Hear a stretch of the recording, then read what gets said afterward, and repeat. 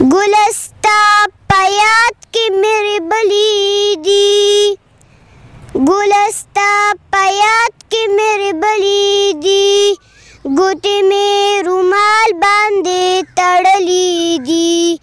तो हम पमा पसे खपई हो, तो हम पमा पसे हपई हो, मासूम र पता पसे जड़ली दी।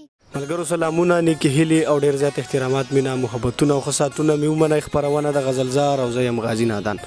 قدرمنو څنګه چې تاسو ته معلومه ده چې په پښتو ادب کې که یو طرف ته زمونږ مشرانو شاعرانو دغه ادب له د خپل ژوند خواږه ورکړي دي، دغه ادب یې خوږ کړی دی، دغه ادب یې مخکې بوتلی دی، نو بل طرف ته زمونږ ځوان کول زلمي شاعرانو هم دغه ادب له ډېر څه ورکړي دي او لا ورکوي. همدغه حوالې سره نن موږ سره یو داسې ماشوم ناست دی چې هغه دا مهال په بونیر کې ژوند کوي. بیسیکلی چې کوم دی نو د تعلق د کرک سره ساتي، خو د پښتو ادب او د شعرونو دغه اثر داسې دی چې د بونیر خلک که موږ وګورو په شعر او ادب باندې مړه خلک دي، هلته هم ښه شاعران دغه خاورې پیدا کړي دي، نو خامخا چې چېرته دغه خاورې ښه شاعران پیدا کړي نو بل طرف ته به د دغې خاورې په ګلونو باندې د شعرونو اثر خامخا وي. هم په دغې حوالې سره نن موږ سره یو داسې ماشوم ناست دی چې هغه به نن تاسو ته خپل شعرونه وایي. انتخاب یې کړی دی، خپل شعرونه خو نه دي انتخاب یې کړی دی، دغه شعرونه به دی وایي. دی خپل ځانګړی انداز لري، ګورو چې دی څنګه انداز لري، نو شعرونه به ترې هم اورو او بیا به یې تاسو سره معرفي کوو. د دې نوم چې کوم دی نو دا ibad خټک دی. ibad خټک ماشوم د شعر و ادب سره ډېره زیاته مینه کوي. څومره مینه کوي تپوس ترې کوو. ibad خټک تا ته ډېر زیات هرکلی او مینه دی. ډېره مهرباني. ibad خټک زموږ ملګرو سره لږ ځان معرفي کا. زما نوم محمد ibad خټک دی. زه ډیپټي کنټرولر اف ایگزامینیشن یونیورسټي اف بونیر محمد ارشد خټک زوی یم. دلته په بونیر کې ژوند کوو. بنیادي د کرک یو او زه د 2م کلاس زده کوونکی یم. شاباس، ډېر ښه. ibad خټک زموږ مینهوالو له تا څه راوړي دي؟ څه شعرونه به ورته ډالۍ کړې؟ ډېره مننه به. د غزل نه مخکې یو 2 شعرونه دي چې په شاتو به جنګ وي، په شرابو به جنګ وي، که موږ پښتانه درغلو جنت به دې خراب شي. د ذهن د تیارې نه دې که دا خلک خبر شو، د ذهن د تیارې نه دې که دا خلک خبر شو، خانجي ګورې د عمر سیاست به دې خراب شي. واه واه واه، خانجي ګورې د عمر سیاست به دې خراب شي. ډېر ښه. نور به را سره څه شریکي؟ اوس تاسو سره د سبز علي مجبور یو غزل پیش کوم. امید لرم چې تاسو او مینهوالو به ډېره خوښه شي.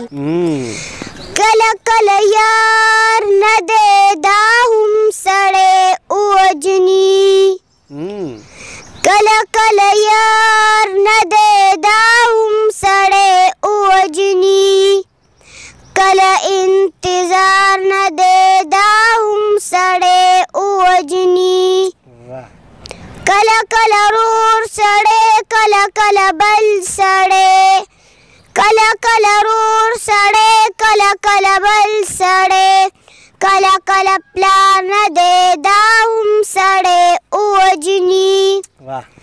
وهل که دا مه کوئ یخل که دا ښه نه دی، وهل که دا مه کوئ یخل که دا ښه نه دی، کله اعتبار نه دی دا هم سړی ووجني.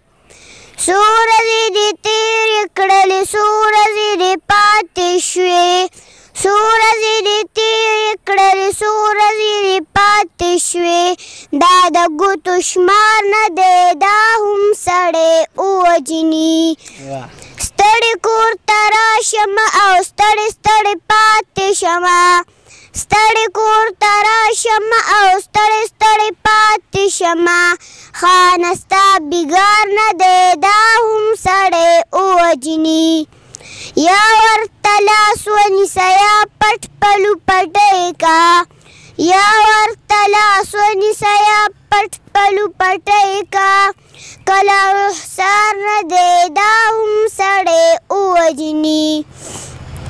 اے سبز علي ستړی شوي دی غزل ته دا پورا، اے سبز علي ستړی شوي دی غزل ته دا پورا، مړه دا معیار نه دی ووجني گلستا پیات کی میرے بلی دی گلستا پیات کی میرے بلی دی گوتے میں رومال باندے تڑلی دی تو ہم پما پسے خپئی ہو تو ہم پما پسے خپئی ہو معصوم را پتا پسے جڑلی دی اسرا پسی مرازا قرار یما اسرا پسی مرازا قرار یما واڑا پر خورنا میں گنڈلی دی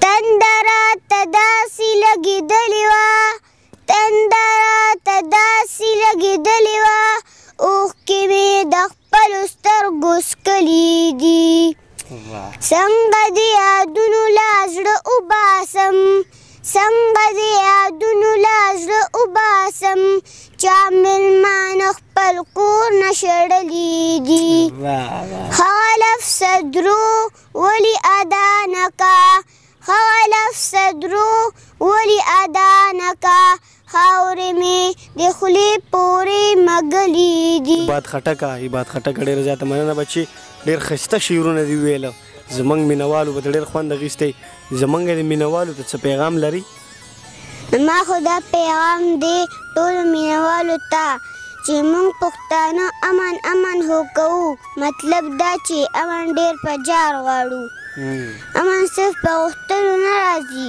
موږ ته پکار دي چې اسلامي تعلیماتو باندې پوره عمل وکړو ځکه چې اسلام امن مذهب دی اسلام ورورولي ده زموږ پښتانه کې به بیا انشاءالله په خپله امن راشي مننه قدرمنو ibad خټک ماشوم تاسو موږ سره واورېدو په دې تنکي عمر کې چې دا د الفبېتې ورځې دي په دې کې د دومره شعرونه یاد کړو انتهایی د خوشحالۍ خبره ده چې زموږ د پښتو ادب انشاءالله را روان وخت کې به ډېر مخکې ځي زما سره ibad خټک په دعاګانو کې یاد ساتئ